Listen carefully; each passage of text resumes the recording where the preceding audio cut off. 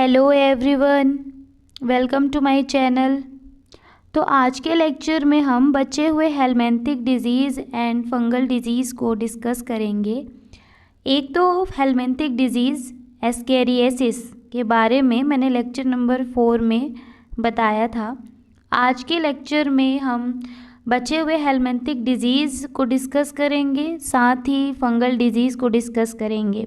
और इसी लेक्चर में हम जो कम्युनिकेबल डिजीज़ जो अभी तक हमने पढ़ लिया है, उन डिजीज़ को फैलने से कैसे रोका जा सकता है, उनके प्रिवेंशन एंड कंट्रोल के मेथड्स भी पढ़ेंगे।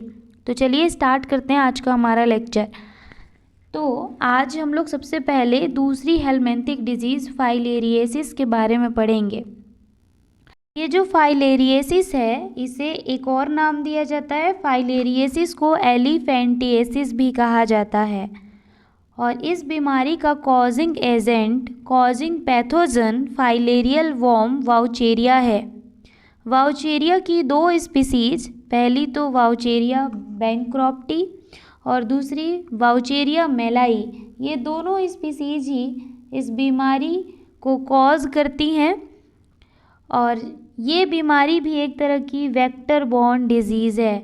मैंने बताया था कि ऐसी बीमारियां जिनके पैथोजन को इन्फेक्टेड पर्सन से हेल्दी पर्सन तक पहुंचाने में एक वेक्टर का रोल होता है। एक वेक्टर के द्वारा पैथोजन इन्फेक्टेड पर्सन से हेल्दी पर्सन तक जाता है और उसमें बीमारी कॉज करता है। तो ऐसी बीमारियों को वेक्टर बॉर्न डिजीज़ कहा जाता है, जिनमें एक वेक्टर की ज़रूरत पड़ती है। तो ये जो फाइलेरियासिस है, इसका भी एक वेक्टर होता है। इसके पैथोजन वाउचेरिया को female Culex mosquito infected person से हेल्दी पर्सन तक पहुंचाती है। Female Culex mosquito infected person को बाइट करेगी, उसके बॉडी से फाइलेरियल वर्म वाउचेरिया को लेगी और फिर उसको जब हेल्दी पर्सन को बाइट करने जाएगी तो उसकी बॉडी में इंजेक्ट कर देगी। और जब वाउचेरिया हेल्दी पर्सन की बॉडी में पहुंचेगा तो उसकी बॉडी में भी फाइलेरियासिस डिजीज़ कॉज कर देगा। तो आपसे क्वेश्चन में पूछा जाएगा कि फाइलेरियासिस कैसी डिजीज़ है, तो फाइलेरियासिस एक वेक्टर बॉर्न डिजीज़ है।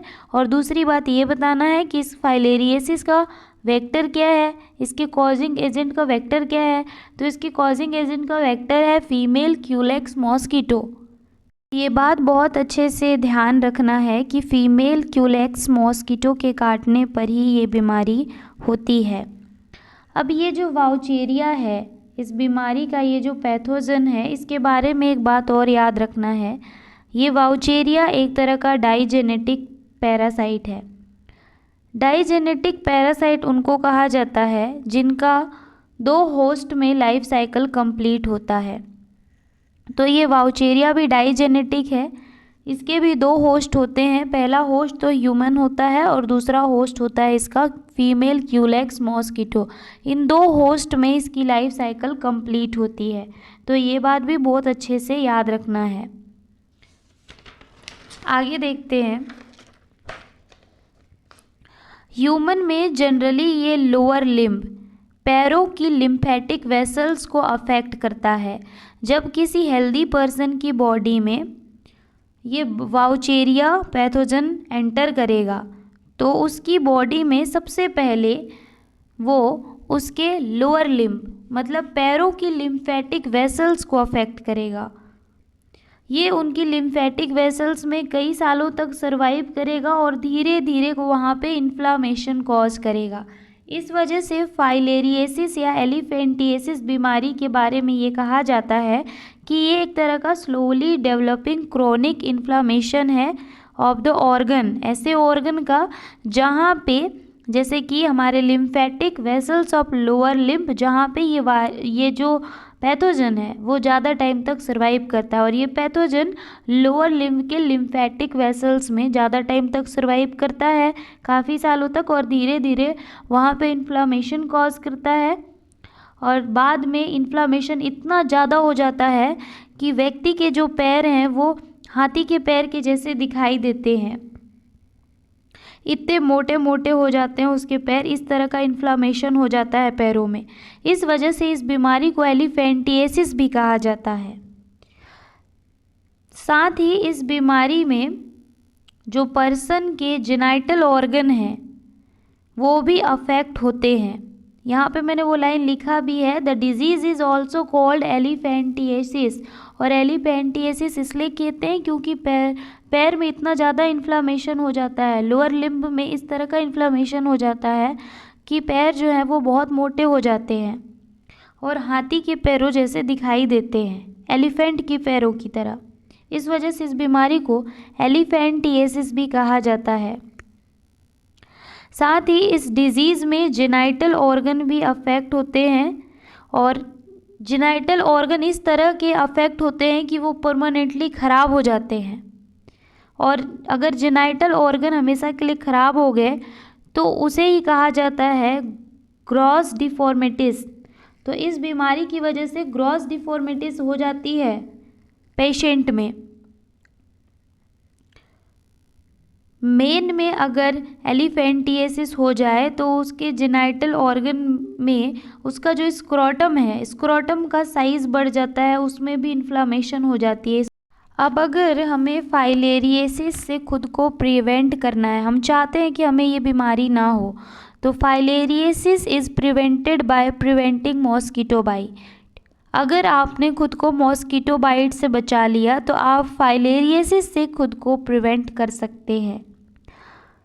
Human are definitive host for the filarial worm whereas mosquito is intermediate host. इसका मतलब ये है कि ह्यूमन जो है वो फाइलेरियल वॉर्म वाउचेरिया के लिए पहला होस्ट है और जो मॉस्किटो क्यूलेक्स है वो इसका सेकेंडरी या इंटरमीडिएट होस्ट है, जो कि बहुत अच्छे से याद रखना है। ठीक है, तो इस तरह से फाइलेरियसिस कंप्लीट हो जाता है। हम पढ़ने वाले हैं वो है फंगल डिजीज़। फंगल डिजीज़ उन्हें कहा जाता है, ऐसी बीमारियों को कहा जाता है जो कि डिफरेंट टाइप के फंजाई के द्वारा कॉज किए जाएंगे। तो उस फंगल डिजीज़ में सबसे पहले हम रिंग वॉर्म के बारे में पढ़ेंगे। रिंग वॉर्म एक फंगल डिजीज़ है और रिंग वॉर्म के जो पैथोजन हैं वो 3 डिफरेंट जेनरा के मेंबर्स होते हैं, जैसे कि जेनरा माइक्रोस्पोरम, जेनेरा ट्राइकोफाइटोन और जेनेरा इपीडर्मोफाइटोन। ये 3 ऐसे फंगल जेनेरा हैं जिनके मेंबर रिंग वॉर्म कॉज करते हैं, रिंग वॉर्म के लिए रिस्पॉन्सिबल होते हैं। इन जेनेरा के मेंबर्स जनरली ह्यूमन में और एनिमल्स में रिंग वॉर्म डिजीज़ कॉज करते हैं। रिंग वॉर्म एक बहुत ही ज़्यादा इन्फेक्शियस डिजीज़ है, मोस्ट कॉमन इन्फेक्शियस डिजीज़ है जो कि बहुत ही तेज़ी से फैलता है। रिंग वॉर्म का मोड ऑफ ट्रांसमिशन क्या है, मतलब किस तरह से रिंग वॉर्म बीमारी फैलती है। तो रिंग वॉर्म के जो पैथोजन हैं वो जनरली सॉइल में मिलते हैं। ज़्यादातर इसके जो पैथोजन हैं वो सॉइल में मिलते हैं और जो सॉइल के कांटेक्ट में, जैसे कि छोटे बच्चे जो ज़्यादातर सॉइल के कांटेक्ट में रहते हैं और जो भी सॉइल के कांटेक्ट में रहते हैं उनमें जनरली पैथोजन रिंग वॉर्म का एंटर कर जाता है, बॉडी के कांटेक्ट में आता है और फिर उनमें रिंग वॉर्म कॉज करता है। इसके अलावा अगर कोई इन्फेक्टेड पर्सन है जिसको रिंग वॉर्म है, उसके यूज किए हुए टॉवेल, क्लोथ्स, यहाँ तक कि उसके यूज किए हुए कॉम्ब को भी अगर किसी हेल्दी पर्सन ने यूज कर लिया तो ये पैथोजन ट्रांसफ़र हो जाते हैं हेल्दी पर्सन तक और उनमें रिंग वॉर्म कॉज कर देते हैं। तो ये कुछ मोड ऑफ ट्रांसमिशन है रिंग वॉर्म पैथोजन के इन्फेक्टेड पर्सन से हेल्दी पर्सन तक जाने के। अब ये जो रिंग वॉर्म का पैथोजन है वो हीट और मॉइस्चर में सबसे ज़्यादा ग्रो करते हैं। अगर ऐसा इन्वायरमेंट इनको मिले जहाँ पे हीट और मॉइस्चर हो तो ऐसे जगह पे ये बहुत ही तेज़ी से ग्रो करते हैं रिंग वॉर्म के पैथोजन्स। जैसे कि अगर कोई पर्सन टाइट जूते पहनता है या काफ़ी टाइम तक सॉक्स पहने रहता है, मोजे पहने हुए रहता है, तो ऐसे पर्सन में क्या होता है कि उसके जो उंगलियां हैं, पैरों की उंगलियों के बीच में नमी बढ़ जाती है, नमी ज़्यादा हो जाता है। इस वजह से ये रिंग वॉर्म जो है वो वहाँ पे ज़्यादा होने की संभावना रहती है। ऐसे जगह पे रिंगवर्म का जो पैथोजन है वो जल्दी से ग्रो करता है और रिंगवर्म कॉज कर देता है। जो लोग ज़्यादा टाइट शूज़ पहनते हैं, ज़्यादा टाइम तक मोज़े पहने रहते हैं, उनमें जो बीमारी होती है उसको कहा जाता है एथलीट्स फुट डिजीज़।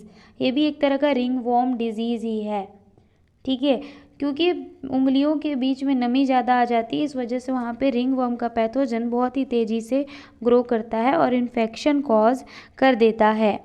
अब रिंगवर्म के क्या क्या सिम्टम हैं? तो रिंगवर्म में क्या होता है, जब पैथोजन रिंगवर्म कॉज करता है तो वहाँ पे वाइट कलर के धब्बे बन जाते हैं। जहाँ पे ये पैथोजन ग्रो करता है वहाँ पे वाइट कलर के धब्बे बन जाएंगे और उन धब्बों में बहुत ही तेज़ ईचिंग होती है, खुजली होती है। स्केली लेसन्स बन जाते हैं और ये जो लेसन्स बनते हैं वो ड्राई होते हैं, सूखे धब्बे होते हैं ये। और ये हमारी बॉडी के वेरियस पार्ट जैसे कि स्किन, नेल्स, स्कैल्प, इनमें होते हैं। कभी भी दांत खाद खुजली रिंगवर्म होता है तो ये ऐसे जगह पे ही ज़्यादा होता है, जैसे कि हमारी स्किन पे, बियर्ड वाले पोर्शन में, जहाँ पे दाढ़ी होती है ऐसे वाले पोर्शन में ज़्यादा होता है ये दांत खाद खुजली। इसके अलावा नेल्स में होते हैं। स्कैल्प, सर के जो स्कैल्प हैं वहाँ पे ये दांत खाद खुजली होने के ज़्यादा संभावना रहती है। वहाँ पे ये रिंगवर्म तेज़ी से ग्रो करता है और वाइट कलर के ड्राई स्केली लेसन्स धब्बे बना देता है, जिनमें बहुत तेज़ ईचिंग, खुजली होती है। ये मेन सिम्टम है इस बीमारी का, ठीक है। और लिखा भी है इंटेंस ईचिंग होती है स्केली, ड्राई स्केली लेसन्स पे। और बाकी तो मैंने समझा ही दिया कि हीट और मॉइस्चर जो होते हैं वो इस पैथोजन को, रिंगवर्म के पैथोजन को ग्रोथ कराने के लिए रिस्पॉन्सिबल होते हैं। तो हमारी स्किन के, हमारे बॉडी के ऐसे पार्ट जहाँ पे स्किन की फोल्डिंग बन जाती है, स्किन आपस में फोल्ड हो जाते हैं, तो ऐसे जगह पे जैसे कि हमारे पैरों के टो के बीच के का जो स्पेस है, ऐसे जगह पे नमी बहुत ज़्यादा रहती है। इस वजह से ऐसे प्लेस जहाँ पे स्किन की फोल्डिंग होती है, ऐसे प्लेस पे ये जो पैथोजन है रिंगवर्म का वो बहुत ही तेज़ी से ग्रो करते हैं। तो ये बात भी बहुत अच्छे से ध्यान रखना है। अब अगर किसी पर्सन को रिंगवर्म हो जाए तो उसके लिए हम कौन कौन से ड्रग यूज़ कर सकते हैं? तो उसके लिए हम ग्रेसियोफ्लुविन ड्रग यूज़ कर सकते हैं। इसके अलावा माइकोनाजोल यूज़ कर सकते हैं। ये ड्रग हैं जो हम रिंगवर्म हो जाने पर यूज़ कर सकते हैं उसके ट्रीटमेंट के लिए। इसके अलावा पर्सनल हाइजीन रख सकते हैं। इन्फेक्टेड पर्सन से अगर दूर रखें, उसकी चीज़ों को यूज ना करें, तो भी हम रिंगवर्म से खुद को प्रिवेंट कर सकते हैं।